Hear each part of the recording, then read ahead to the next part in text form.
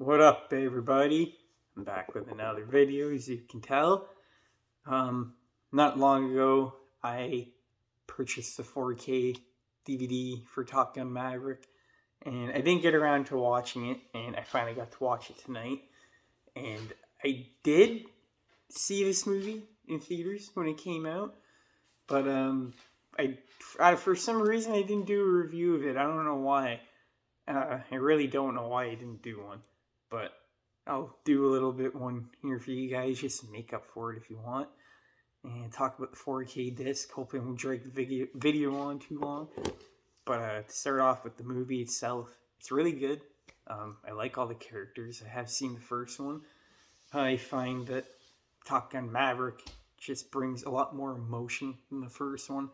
There was a bit in the first one, but this one you get to spend a lot more time with the characters. They're really well developed. The team is really well developed. All the training scenes are awesome. They're not boring at all.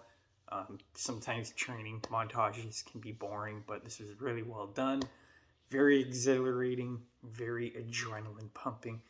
Tom Cruise kills it as always. His acting is really good. The dialogue, the script is really good. The score for the movie's awesome. And most importantly, like I said before, you care about all the characters. Unfortunately, they're I think someone should have died in the movie. Just would have made it a bit more emotional. But at the end of the day, it's nice to have a happy ending once in a while when no one does die. So, I mean, that's good. But there's a couple of times where the plane crashes and you think someone dies and they're alive. But whatever.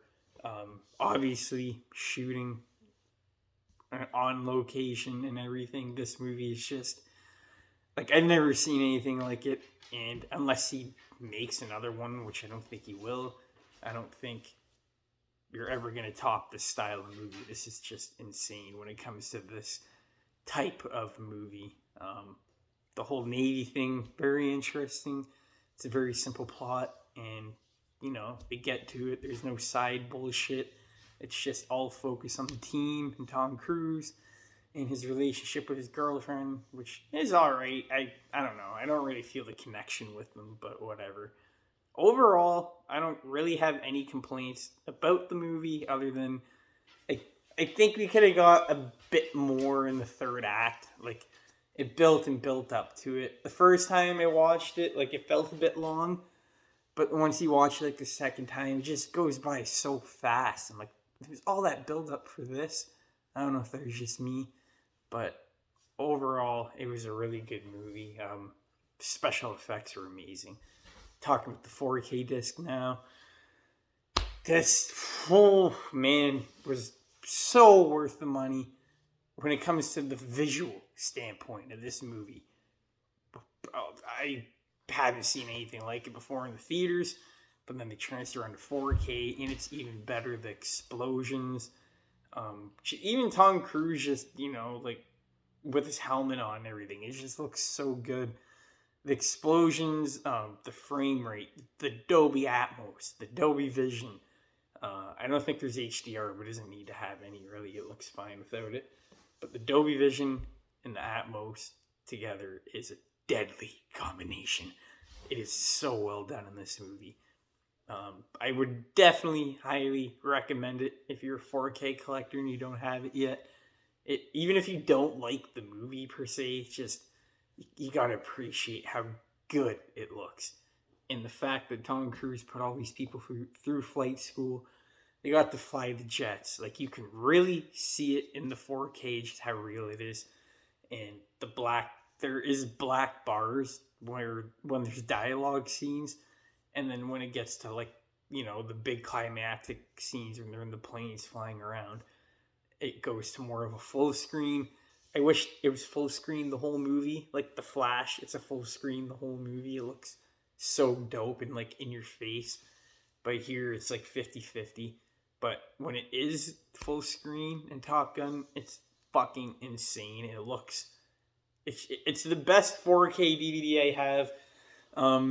It's kind of hard to compare it to Joker, and it's kind of hard to top it over Joker, because Joker doesn't have all these big explosions and, this budget Joker was just a really colorful movie, and the HDR just made it pop. It was just immaculate. So they're really hard to compare because Top Gun's not really it's not a crazy amount of color. It's just what you usually see in real life. But Joker just has more color to it. So it's really hard to compare them. Um, for my personal favorite, just like on a viewing standpoint, like I'm probably gonna watch Joker more than Top Gun, so I might give it to Joker. But on a special effects level, I'll give it to Top Gun for sure. But yeah, really hard choice. Can't really make up my mind on that one. Both really good movies. Both really great transfers. Probably the best I have in my collection and the best I know of so far. If you know any more, let me know. I know physical media is dying, so if you guys can do whatever you can to support it, if you don't have enough money, I completely understand. But it's a kind of a shitty state we're in right now. But it seemed like it was getting a bit better over the past year. I started to see a lot more 4K movies, so I don't want to say it's completely dead, like it's not. But I have a feeling a lot of people are getting into collecting the movies, but I don't feel like a lot of people are actually watching what they're buying, which I do, even if I've seen the movie a lot. Um, I don't know. I just find a lot of people do that, especially video games. I get it, but man, you should watch the movies and enjoy them when you're here. Nothing's better than escaping and watching a movie. So if you want to escape, definitely watch Top Gun Maverick. It is a bit slow at the beginning, but it picks up and it's really good. Thanks everyone for watching. Peace.